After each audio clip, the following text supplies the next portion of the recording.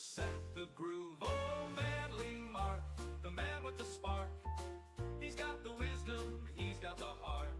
Pull up a chair, stay for a while. Manly Mark will make you smile.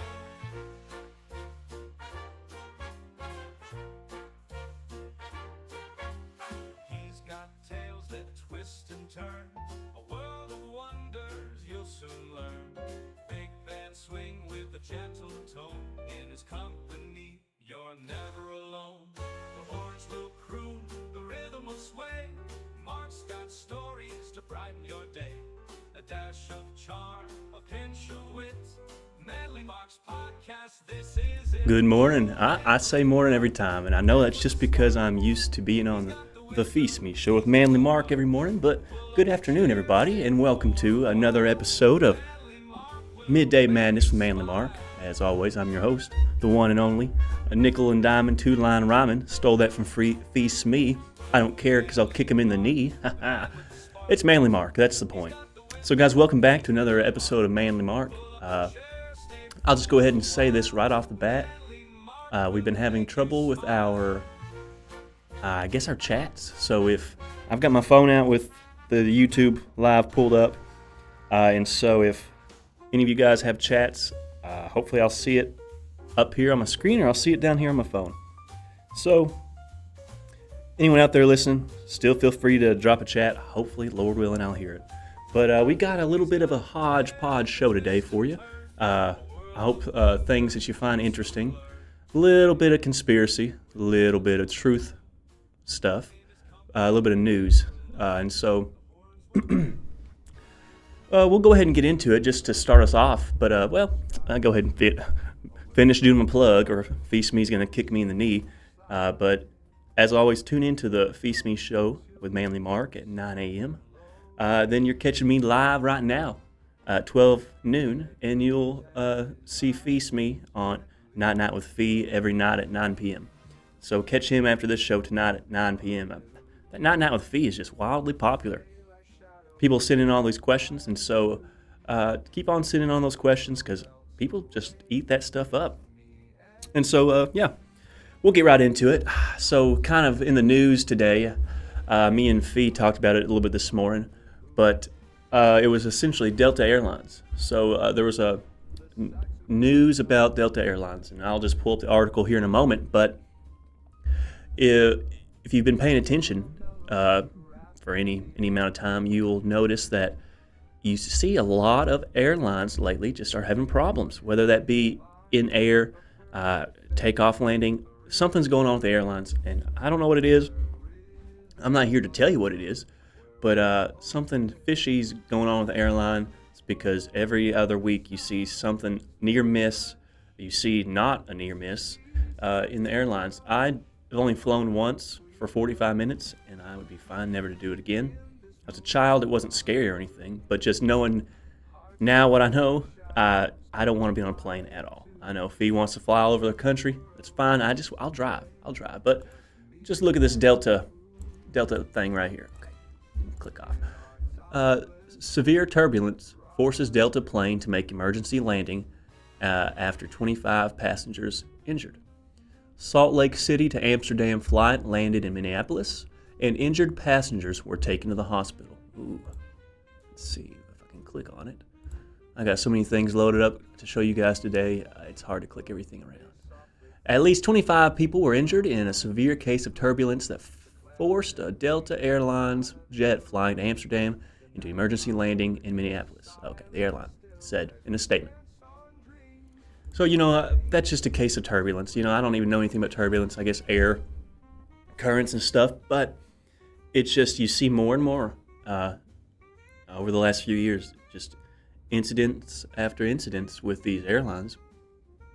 And some people would suggest it's because they're understaffing issues in the air traffic controls. Some people would say it's because of DEI hires within air traffic controls or pilots. Got to check off the boxes as opposed to have the best person qualified. Look, I don't care if it's a man, woman, Jim, whatever pronoun. If that's the best pilot, that's what I want. That's who I want. That's whom I want to fly my plane. But just having employees for the sake of checking off, we got this amount of this group, and we got this amount of this group. That's the most silly thing I've ever heard in my life. I don't care what a qualified person looks like or who they are, if they're actually qualified to do the job. So you got folks suggesting those kinds of things are happening in the airlines, but regardless of what's going on, something's going on in the airlines. And as I said, you're not going to catch me flying on an airplane because that stuff's too spooky for me. And since we're talking about the skies, I don't know if anyone's seen in the news, but maybe it's just because I'm in these kinds of corners on the internet, but there's been spotted a mystery craft in the heavens. Ooh, and people are going crazy about it. I'll pull up a tweet about it that I saw just to kind of give some context, and then I'll pull up a video. But, well, heck, before I even go into the tweet and the video, wasn't it just this week or last week or the other day I had an episode about the alien, excuse me, the alien deception. And so, I mean, I'm not surprised that the way they're describing or talking about this in the media, whether or not it's just it's a comet. Some people say it's a comet. Whether or not it's a comet or not, they just put out this media to indoctrinate people into expecting a hostile alien invasion that they would either use to, I don't know, bring about one world government, one world religion, that kind of thing, or just to implement control. Because we'll do an episode on this topic because it's also very interesting, but any listeners out there, if you ever get the chance, just look in this documentary. There's tons of stuff about it. But Project Bluebeam, long story short, in essence, the government has the technology and the means to fake an alien invasion, with the drones and the space missiles and the space lasers they possess. They have the ability to fake an alien invasion. That would fool a lot of people, and it would probably turn a lot of people away from religion too. But just to kind of give context to the way I parse these kinds of stories when I see them, it's like kind of my first thought is it's either just 100% a hoax and fake, and they're just media buzz, or it's to push an agenda that, for control, or, hey, these are our creators. And so let's just go ahead and look at that tweet. Okay, I renamed everything right here. It says, this is a hustle female dog at hustle female dog _ breaking 7-mile alien craft locked on Earth, 94 days until it disappears behind the sun. It's the size of Manhattan, moving at 130,000 miles per hour and showing non-gravitational acceleration with no cometary outgassing. Harvard astrophysicist Avi Loeb warns it might be on a reconnaissance mission. This is a blind date from another star. We shouldn't assume anything. One of the most puzzling signs? This thing is accelerating in ways that defy physics, and it's not acting like a comet. We've got 94 days before it vanishes behind the sun. What the heck is heading towards us?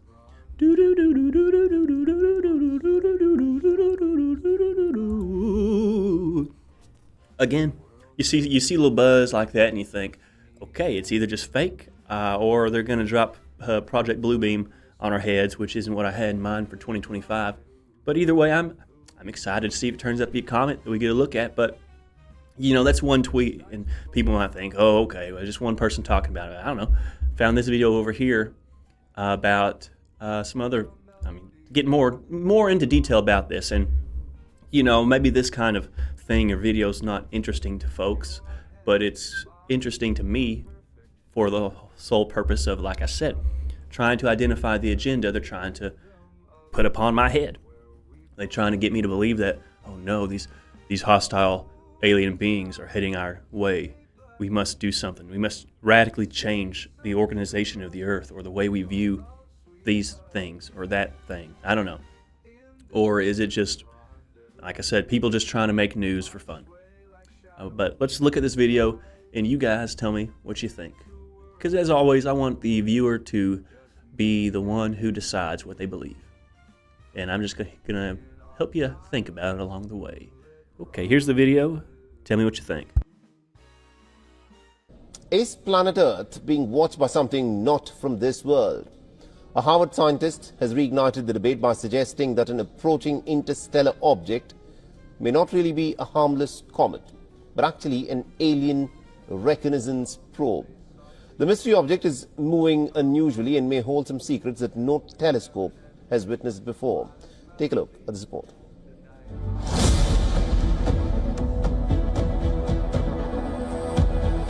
A shadow of profound cosmic intrigue now falls across our planet as a mysterious object hurtles through our solar system.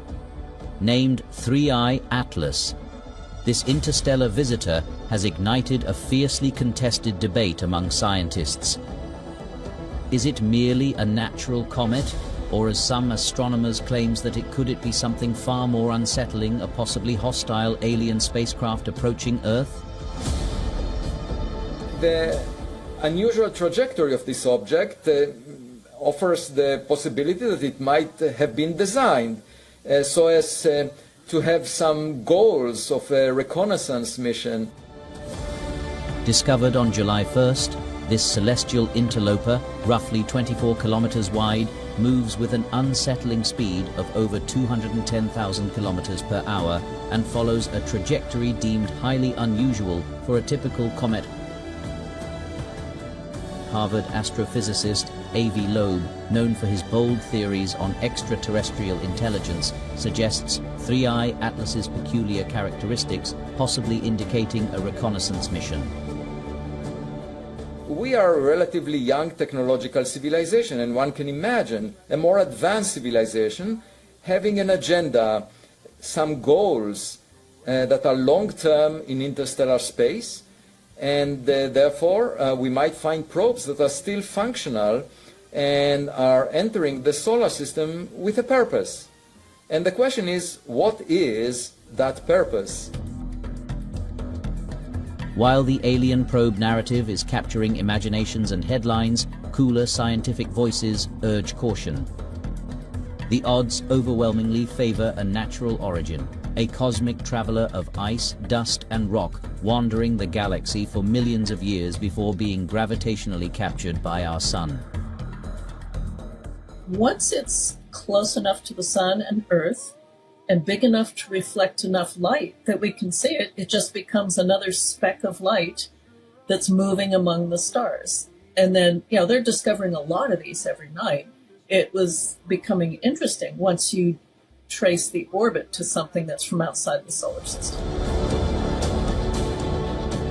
The comet is expected to pass within 130 million miles of Earth on October 30th, 2025. This exploration of the unknown inspires us to push the boundaries of science and our collective understanding, fostering a spirit of inquiry even as it highlights our vulnerabilities.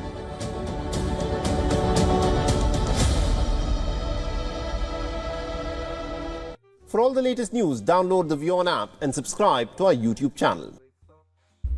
Yeah, there you have it, guys. So it's not necessarily just some hokey-pokey thing that we're just seeing pop up on random people talk about on the internet.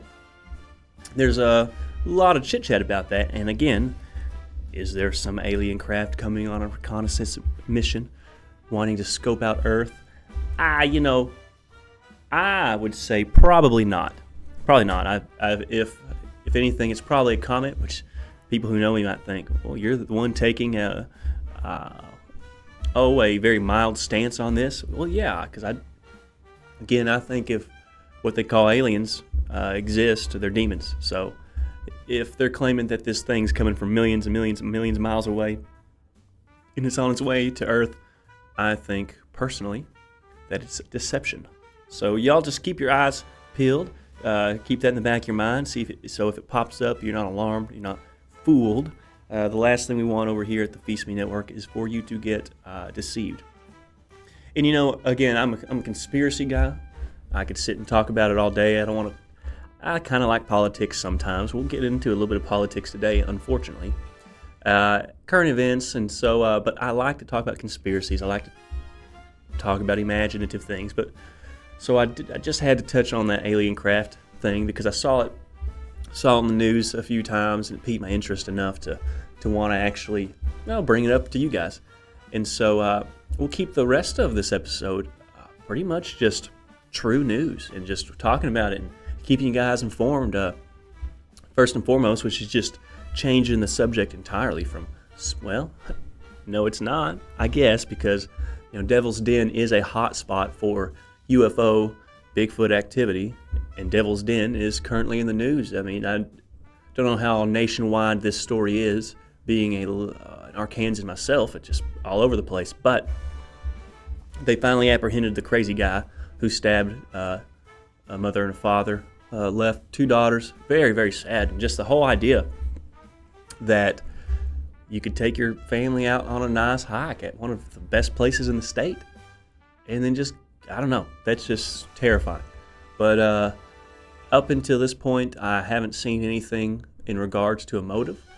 I got a picture of the guy, and I don't know what the situation was, but I don't know if it was just that he came running out of the trees like a crazy man and got him, or if there was a little dialogue going on. But if I saw this guy in the woods when I was with my family, I wouldn't let him get close. There he is. There's the man. Look how scary he looks. I mean, I don't know, man. Those eyes. That mouth, that small mouth.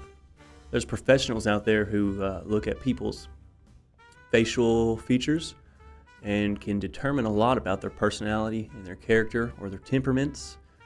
It sounds hokey to some people, but I would be willing to bet, according to his I don't know, it's a word I see all the time, read, so I don't know how you actually pronounce it, but look at this crazy guy. Oh, if I was out there hiking and I saw him before he stabbed me, I'd be like, whoa, something's going on, let's go, family, or hey man, I got a stick, better watch out, dude. But again, just terribly, terribly sad story, and it's all over in Arkansas. Just, this kind of thing doesn't really happen a lot in Arkansas. I guess in a place where you got big cities all over, you got people killing each other all the time, stabbing, shootings, so you're a little more desensitized to it, but it's rocked the state for sure. So we'll see as news about that comes out. I'll update you, or we'll probably talk about it on the Feast Me show, but man, what a bad thing. Just makes me nervous to go out hiking and camping myself, even though, I shouldn't be, but I'm glad they apprehended the guy, and I'm curious to find out more about what his motive was. You got a lot of theories surrounding it, and I don't want to get into any of them just because it seems disrespectful, but I'll be interested to see what unfolds with that. Now, moving on to some things that are in the headlines. We talked about this a little bit on the Feast Me show with Manly Mark this morning, but I saw several articles, and I read something today on the Feast Me show, but I'm about to pull up an article and read it to you about how, like I said earlier, Trump's warning some of his Jewish donors that MAGA is turning against Israel. And let me pull up this tweet that I read from a guy I really like to follow named Donnie. His name's Donnie Discerned, but it's at Donnie Darkened. Let me see if I can find it, because of course when you pull it up, it always just disappears. Okay. And see, this is a long post, but I just want to, before I get into the Trump telling his Jewish donor that, well, actually, I'll read the article first. I think that's actually a better idea. So let me pull up the article and read that first, because I think this is a very, very important thing, and I get labeled as being, you'll just see. Okay, so here we are. Trump said to warn Jewish donor that MAGA world starting to hate Israel. And okay, while you guys are looking at that, I'm going to go ahead and actually pull up the article, because I don't want to be one of those guys that just clip headlines and then don't put them in context. So let me pull up the actual article while you guys are looking at that so I can read this. And this is from the Times of Israel. And as I said, Trump said to warn Jewish donor that MAGA world starting to hate Israel. U.S. President Donald Trump recently warned a Jewish campaign donor that his MAGA base was beginning to turn on Israel, the Financial Times reports. My people are starting to hate Israel, Trump is quoted as having told the unnamed donor recently, citing a Mideast expert, also unnamed, with contacts inside the Trump administration. Well, it's not really a whole lot of, maybe people just want to stay quiet. The report describes the donor as prominent. There are people in the White House who are watching this narrative develop in the right wing in the MAGA world. This is very anti-Israel, very anti-Jewish, the expert is quoted saying.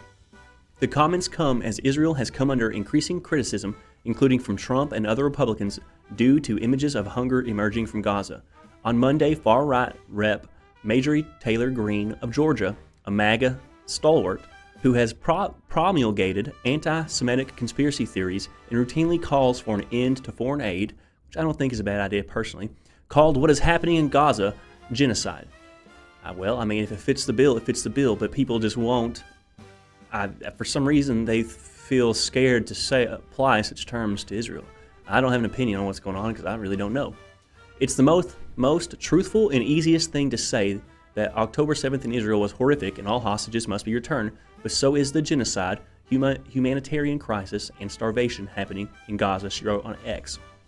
On Tuesday, U.S. Ambassador to Israel Mike Huckabee denied the existence of a rift between Trump and Prime Minister Benjamin Netanyahu, calling it a false media narrative.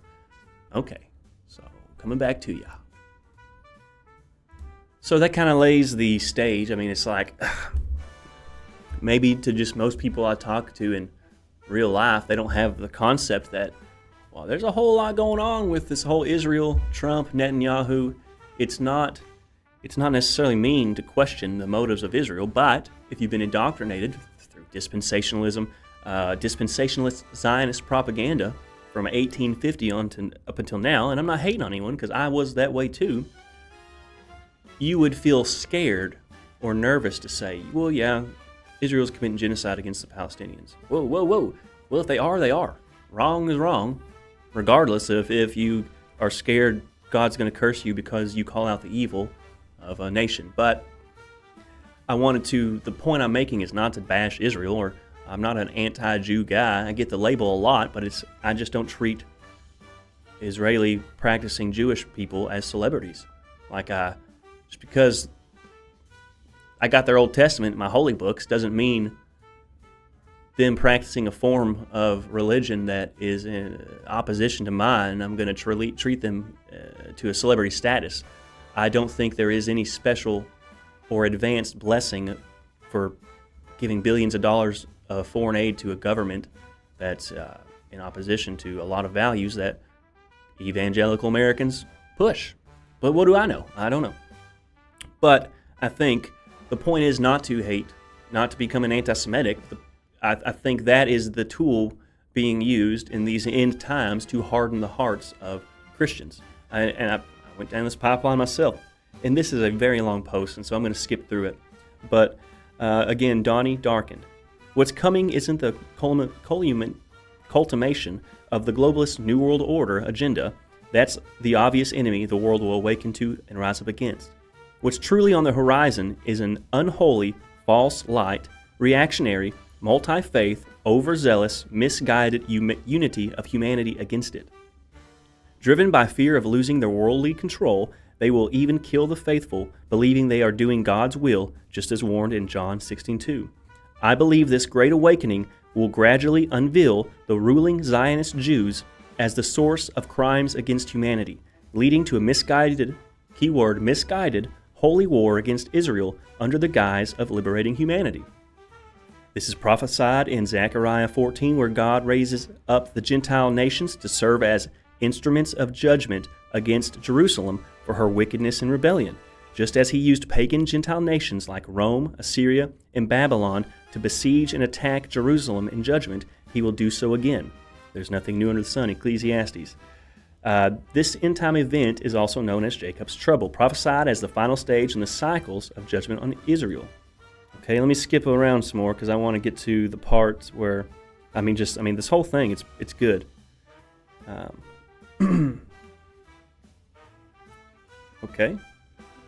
Okay, well, skip that. Okay, yes. This is what the prophet Daniel spoke of in Daniel 12:1. We had a whole episode about this on the Feast Me Network. His kingdom's coming. Tune in if you haven't checked that out. But at that time, Michael, the great prince who protects your people, will arise. There will be a time of distress, such as has not happened from the beginning of nations until then. But at that time, your people, everyone whose name is found written in the book, will be delivered. Dr. Michael Heiser, rest in peace. This is my favorite Bible scholar. He's the scholar who kind of got me on my path to questioning a lot of things. And he's not even a crazy guy, very mild, but he died a few years ago, unfortunately. Dr. Michael Heiser, a biblical scholar, discussed the concept of Michael arising to confront Satan in heaven, which shows how earthly conflicts are mirrored by spiritual battles in heavenly realms. Whoa, we talk about that a lot here. When the archangel Michael rises, the siege of Jerusalem will commence, with fallen humanity united against the harlot, apostate Jerusalem, as described in Zechariah. There's really no other good reason why the entire world would come against Jerusalem to destroy it, as Zechariah 14:2 and other passages describe, other than the united perception that it is the headquarters of the New World Order. The world wouldn't unite against Israel unless the ruling Zionist Jews are seen as leaders of an international mafia responsible for so many global problems. The key is, that's kind of the truth, but the awakening and the hardening of the hearts that it's bringing about is what the judgment upon the Gentile nations being used as instruments against judgment is, if that makes sense. Israel's wickedness will have reached such a level that the Lord raises up the beast kingdom to bring judgment upon her. So all these people who are jumping on the anti-Israel, I'm not saying you have to support the Israeli government or the politicians in Israel, but the fact that it leads to, I see tweets and people online all the time excited about the holy war, going to liberate Israel or going on another crusade to take back the Holy Lands. That's crazy. It even goes so far as to people saying, well, I'm not going to worship the Jewish God. He's a demon. I don't know. Crazy. And so in essence, the beast kingdom will arise to bring judgment upon the harlot Israel or Jerusalem.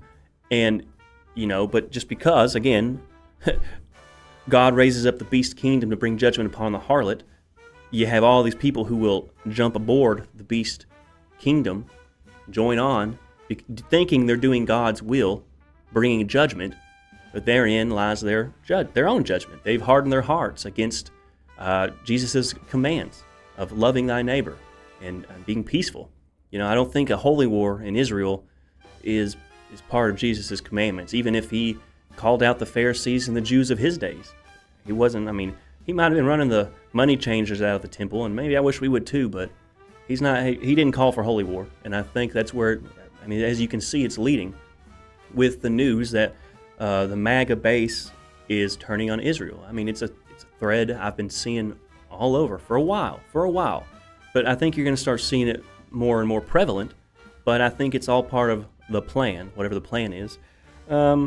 Then he kind of gets into the remnant, and the idea with the remnant is that there is a remnant in Israel of Jews who will be saved, 144,000, I suppose. And so, you get the label of being an anti-Semite because you don't really care for the Israeli government, and you think that there's a real Jewish conspiracy with control over a lot of things. But then you hear people say, "Oh, well, don't you know there's Christian Jews in Israel?" It's like, yeah, I'm not talking about an average ethnic Jew walking down the road. No, but I think just mislabeling. But it's very interesting because you see memes and videos about the great noticing, the great awakening, and I've been noticing, I've been awakened. But it leads to a path of destruction. It leads to a path of hardening your heart. And in essence, you can't follow the commandments of Christ if you harden your heart. That's simple enough. So let me just make sure there's nothing else in here, because this whole thing was very interesting.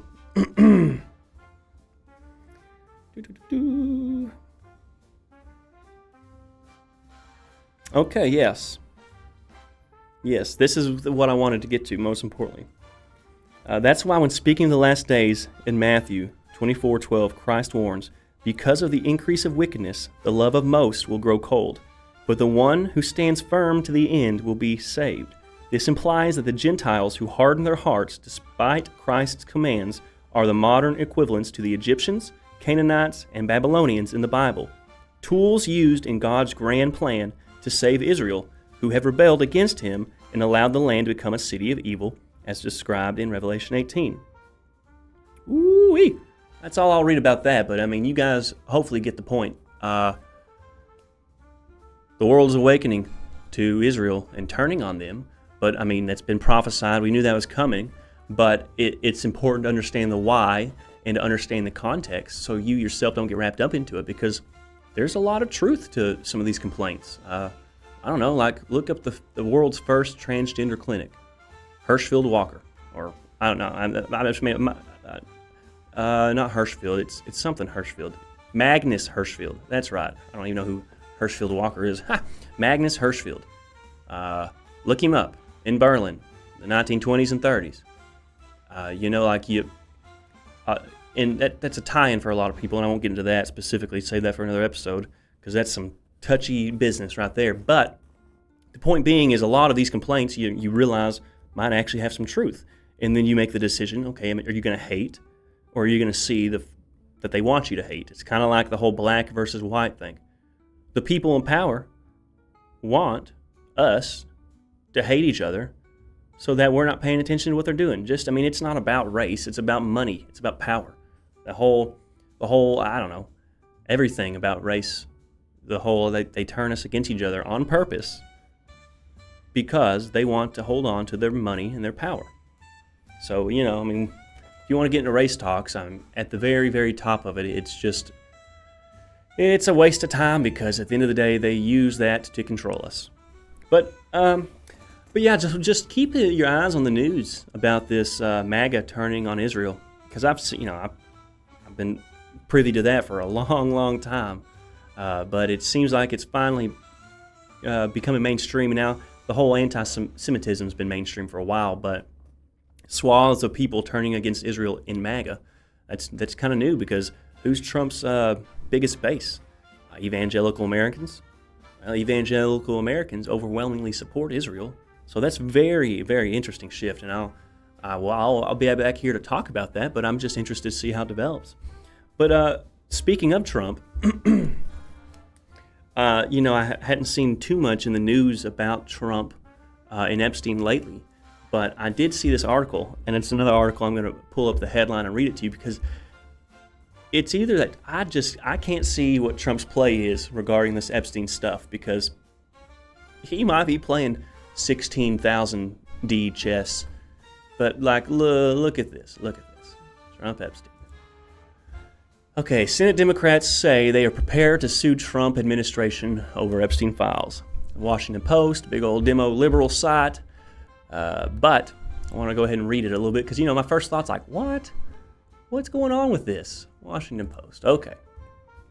Senate Minority Leader Chuck Schumer, said Wednesday that Senate Democrats are prepared to sue to force the Justice Department to disclose material related to Jeffrey Epstein. Schumer sent a letter to the Justice Department on Wednesday invoking a rarely used 1928 law to demand that the administration make public the records involving the disgraced financier who died in federal custody. In 2019, after his arrest on sex trafficking charges, President Donald Trump, meanwhile, announced Wednesday that the United States had reached a trade deal with South Korea that included 15%. Okay, whatever. Okay. Coming back to ya. So it's like, okay, now the Democrats, who this whole time had access to the Epstein files under the Biden administration, they didn't want to release it then, but now they're suing the Trump administration to release these files. I don't know. That's weird. Trump's not helping himself by not just not releasing him. I don't understand, because I really don't think he's implicated negatively in these files, other than probably just hanging out. And so maybe someone else that has dirt on Trump, that there's dirt of them in the Epstein files, is, well, I don't know what's going on, because you'd think Trump would just say, okay, let's do it. But on the other hand, I almost think that it's like Trump's letting them fill up their cup, as full as they want it. Okay, guys, keep begging for this release. Keep begging for these files to be released. Fill that cup up. And then, whoa, my cup's full. Whoa, but you got to drink it down, boy. You got to drink that. Oh, and then in their own drunkenness, the Democrats will fall upon their own sword when he finally says, okay, here you go. And then all the Democrats are in it, and probably a lot of Republicans. But I don't know. I don't know what what's going to happen with that, because every day that goes on that Trump just won't release them, I grow more suspicious of Trump, but at the same time think, is this some kind of play? What's going on with this? So I don't know. We'll touch back in with the Trump Epstein thing and just Trump in general, because Trump's always in the news, and we're even still talking more about Trump. But I mean, maybe some of this Epstein stuff, again, or maybe a lot of the stuff we see Trump talking about right now is a distraction from the Epstein stuff. But as always, we'll tune back in when we figure that out as things come out. And then there's a third article I wanted to get into about Trump and Putin. So you got the Trump and Putin stuff in the news because Trump, I can't remember, he originally gave Putin 50 days or 60 days, however many days it was, red line, in the war, or there's going to be severe economic sanctions. And, it's like, oh, okay, economic sanctions against a country who's probably already has heavy economic sanctions upon them. To me, that's really not going to do much, because unless they say, a month after these economic sanctions, Russia has collapsed due to the strain on their financial system. I don't know. I'd be impressed, because I'm of the mindset nothing ever happens. If he had taken the stance, red line, saying in the war or we're going to bomb you, okay, well, whoa, now I think something's going to happen then, but that's not going to happen. But he's moved down the date for that to 10 days now, and so I just want to read a little article about that, keep you guys in the know. Okay. Trump issues firm 10-day deadline to Putin to end war. Trump's playing the ultimatum game with Russia, 50 days or 10. He should remember two things. Russia isn't Israel or even Iran. Each new ultimatum is a threat and a step towards war, not between Russia, Ukraine, but with his own country.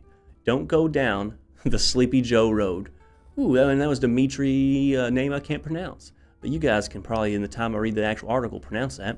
But let me actually get into the article now, because it's pretty bold coming from a Russian diplomat or a politician or official. But okay, let's get into this. President Donald Trump on Tuesday firmed up threats he issued one day prior against Russian President Vladimir Putin, and he said he had exactly 10 days to enter into a peace deal or face sanctions. 10 days from today, Trump told reporters aboard Air Force One on his trip back from Scotland.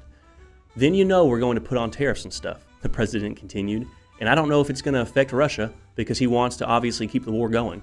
So Trump, in his own words, doesn't know if it's going to affect Russia because he thinks Putin wants to keep the war going, so why not do something effective? But we're going to put on tariffs and the various things that you put up. It may or may not affect them, but it could, Trump added. Trump's comments highlight some skepticism over whether his threat to levy 100% tariffs and secondary tariffs on third-party nations that purchase Russian oil will do much to impact Russia's decision calculus when it comes to his war aims in Ukraine. U.S. purchases from Moscow are already significantly reduced due to Putin's invasion of Ukraine, with U.S. imports from Russia totaling $3 billion in 2024, down 34% from 2023. Okay, so there you have that. Trump's bold and stark warning on Russia to end the war in 10 days, or we're going to keep buying from you, but we're going to buy less than we were already buying from you. So it's like, okay, so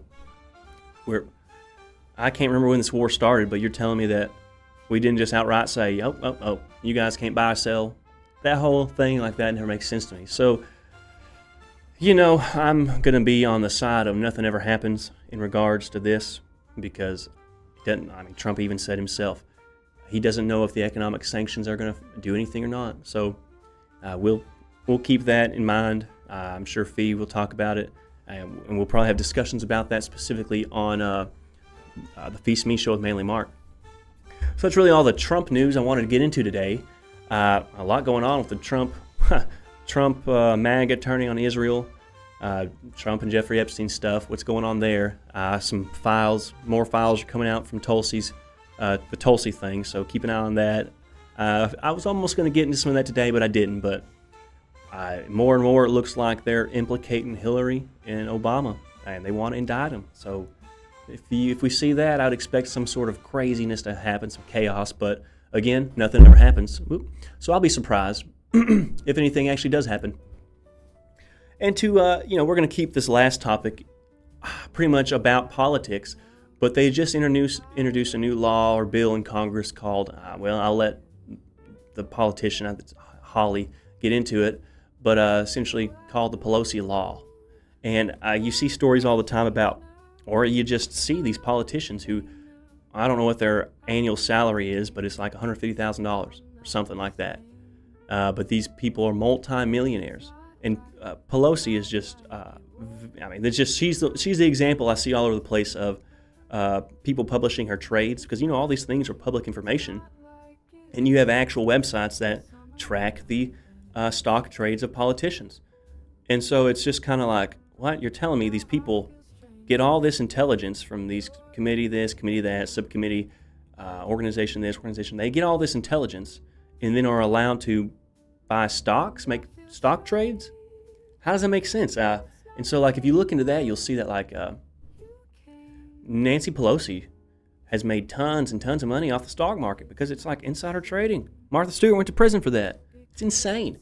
And there's even been accounts online you can follow on Twitter or Instagram or Facebook who solely dedicate their whole portfolio to trading exactly what Nancy Pelosi trades. And they're up. They're making money. So it's like these politicians are in the know. And so I don't know why that's just not labeled insider trading, or if I'm going to get sued by Pelosi for slander by saying that, but it sure seems to me like that's insider trading. And so I kind of would think about, so I guess there's a bill that is in essence designed to prevent politicians or people who aren't, sitting members of Congress or the House or whatever, the Senate, to trade stocks, I think. Well, they'll get more into it, but because it's a problem. It's kind of like one of those things I liken to term limits. We're hopeful that we would get term limits because we're tired of these. I don't know how many politicians are past 75 in their 80s or even over 70. How do these people represent the populace of America? You're telling me these people, and I'm not hating on old folks. I'm not denying their value in society, but to have these politicians making all the decisions when they are, 2 generations removed from the actual working class American man or woman, seems kind of silly. It doesn't seem very representative to me, but I think in part you have a large voter block of the baby boomers, or the one that before them is at the silent generation. All these old folks who are so worried about their Social Security and Medicaid that they vote strictly to serve those interests, which isn't inherently bad, but you get all these liberal politicians who essentially attach protecting Medicaid and Social Security to a Democrat ticket, and so all these old folks who they're not out working, they're not affected by the shifting culture that these policies are bringing about. They're not affected. They are. They're just ignorant to it or don't pay attention. I don't know. I don't want to insult anyone, but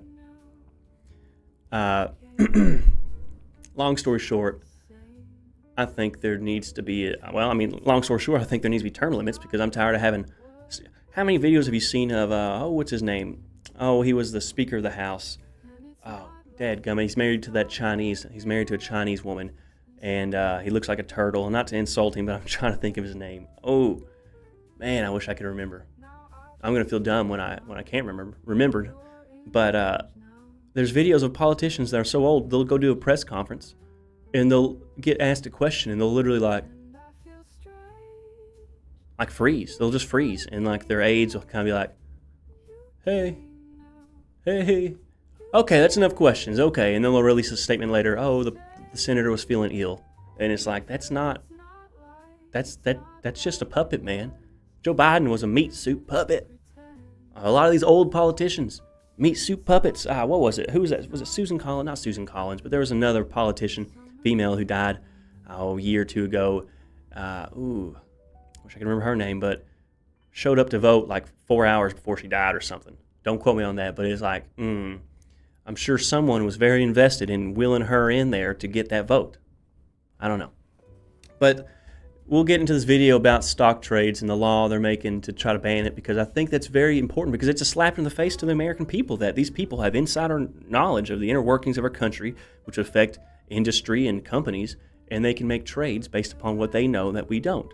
That's inherently not fair. So check this out. Say that we have an opportunity here today to do something that the public has wanted us to do for decades, and that is to ban members of Congress from profiting on information that, frankly, only members of Congress have in the buying and selling of stock. 86% of Americans say that members of Congress should not be able to buy and sell shares of stock, individual stock, while they are members of this body, and they are absolutely correct. And the reason is, you can see it, there was just another ethics referral in the House last week. We've seen the former Speaker of the House make millions of dollars in profits. We've seen members of both parties, I'm sad to say, be investigated for their stock trades. And the reason for all of this is that, quite frankly, members of this body are privy to information that the normal person just is not. Now, is that insider trading? It is not under the laws. Sometimes people say, well, we already have insider trading laws. We don't need a stock ban. Well, the information that members of Congress are privy to is technically not covered by the insider trading laws, but nobody really believes that the information that we get isn't valuable. It is quite valuable, which is why back during COVID, you saw members of Congress of both parties engage in a flurry of stock trading right after they were getting COVID briefings. Were members of the public getting those briefings? They were not. Were members of the public privy to the kind of information that was being given to members of Congress? No, they were not. And so when you look at what members of Congress are privy to, what they are able to trade on, the access that they have, it's just qualitatively different than your average Joe or Jane, which is why we ought to put into place common sense guardrails that say, if you want to be a member of Congress, you can put you want to save, great. You can buy mutual funds, you can buy broadly diversified investment vehicles. You should not be able to buy and trade individual stock shares in which, frankly, we have an interest in the work that we do. We have information that no other people get, no other members of the public have. This bill would finally redress that. Say that we have an opportunity here today to do something that the public has wanted us to do for decades, and that is to ban members. Well, there you have it. Even in his own words, I was surprised when he said not technically insider trading, but that's only because of the way that the insider trading laws are defined. So it's like, well, yeah, they are privy to information that the American public does not have. And you think, well, he brought it up himself. I was going to try to find some examples about during COVID, but I saw news about it at the time, like all these politicians buying up medical supply stocks or vaccine research stocks because they knew those things were about to pop off. Because as soon as the information became publicly available, everyone would flock to those things, jack up the prices. So they know what they're doing. And, I am a conservative, yes. I might be a registered Republican. I don't know if I ever actually registered or not, so I don't know. But even in our own state of Arkansas, that corruption, I don't even know if I would call it corruption, but I guess per terms of the law, it's okay, even permeates my own state in Arkansas. Like John Bozeman, for example. I saw this in the news, not in the news, but I saw people talking about it who follow this kind of thing a few weeks ago or maybe a few months ago, how John Bozeman had traded some Raytheon stock. Okay, cool. So you think, let's just look at this Bozeman, because like I said, you can find websites that track all these politician trades. Here's his profile.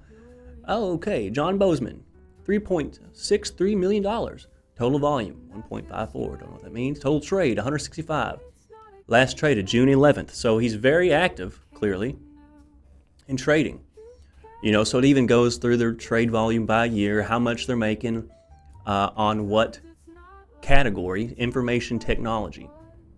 So he is predominantly in information technology and communication services. Okay, interesting. Computer, I can't read my It's too small for me to read, but people on the screen can probably read that better than me. Long story short, got a pretty hefty and diversified stock portfolio. So that's interesting. Okay, well, let's just look into his Raytheon trade. John Bozeman bought Raytheon on May 30th, 2025. You can see, and you can see how much it's went up since then. Don't have the, let me see if I can move this and pull up the number. No, that's not the right thing. But I think he said maybe, don't give me a line, it's gone up, maybe it's on the screen, like 8% or something. Long story short, John Bozeman bought Raytheon, who's a weapon manufacturer. Weapon manufacturer. Okay, big deal. What's the big deal about that? Well, let's look at the committees that John Bozeman serves on. Okay, John Bozeman, Republican, Arkansas. Excuse me. Commission on Security and Cooperation in Europe. Oh, okay. Committee on Agriculture, Nutrition, and Forestry. Cool. Committee on Appropriations. Subcommittees on Department of Defense. Oh, what? Wait a second, so let me get this straight. John Bozeman is on the Commission of Security and Cooperation in Europe. So he's privy to know when things are going to heat up with Russia, and on the subcommittee on Department of Defense. Just want you guys to take a look at that. And on May 30th, he bought Raytheon stock, a weapons manufacturer. Well, let me just look up on my phone, because I should have typed this in a second ago, but so I don't want to be lying. But it's very interesting that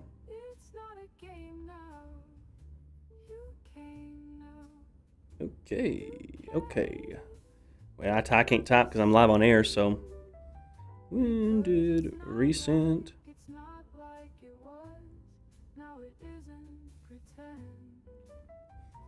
Okay.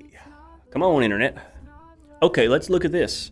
The direct military conflict between Israel and Iran significantly escalated starting June 13th, 2025, with Israel launching a major attack on Iranian nuclear military sites. Oh. So let's look at that again.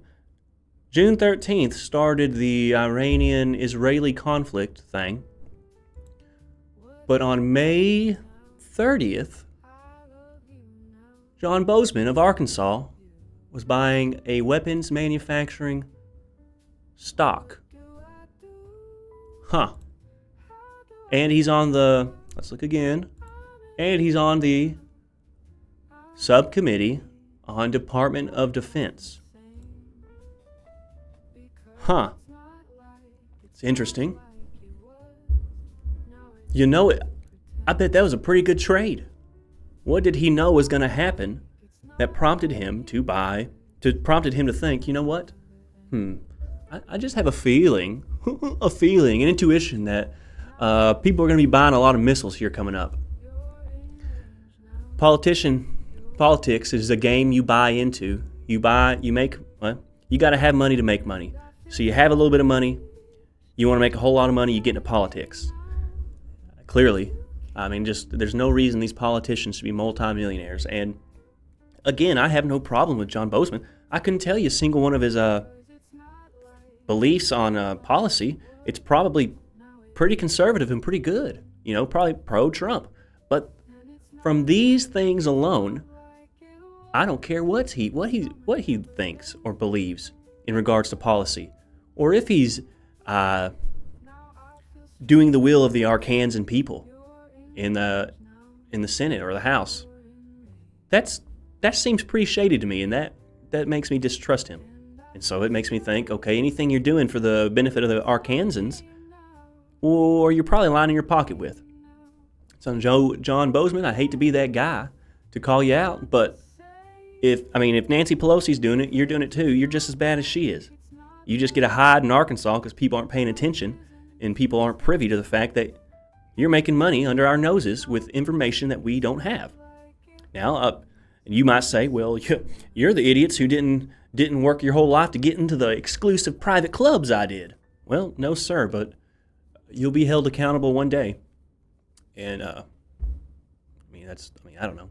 I don't even know if, as far as morally bad things that I think the elites and people in power do. Okay, making a little money, a little financial crime really isn't that big a deal. So maybe it's not that big a deal. Okay.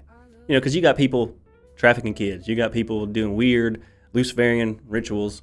And, so you got all the conspiracies surrounding the famous and the elites with that. And so, okay, maybe on the surface, making a little money, it's not that big a deal. But it still vexes me in the sense of that reeks of corruption, and it's in my own state, which I'm sure is just filled with corruption. But just wanted to give you guys some things to think about and some things to pay attention to because, like I said, today's episode was a hodgepodge. Just went into a little bit of conspiracy, a little bit of current events, but just a whole lot of things. And so, guys, tune in again tomorrow for Midday Madness with Manly Mark. Those who tuned in, thank you. If you commented, I apologize for not seeing your comments. Let me just check one more time on my phone and see if there's any comments. Because I'll sit here and talk for 4 hours if I got people sitting there wanting to talk to me. But no, I don't see none. So if I got folks commenting and I'm not seeing it, I apologize. It's not for lack of not wanting to communicate with you. In fact, that's the thing I look forward to the most is preparing very little with certain topics and things, bringing them up, and then having conversations with my listeners about these things, exploring what they think, what I think, what we share in common. That's what I get excited about. So again, guys, thanks for tuning in. Catch me again tomorrow at 9 a.m. on the Feast Me Show with Manly Mark. And don't forget to tune in tonight at 9 for Night with Fee. He's always got good stuff to talk about. I saw him reading over the questions that he got emailed to him. And so you guys are in for a treat if you tune into him. As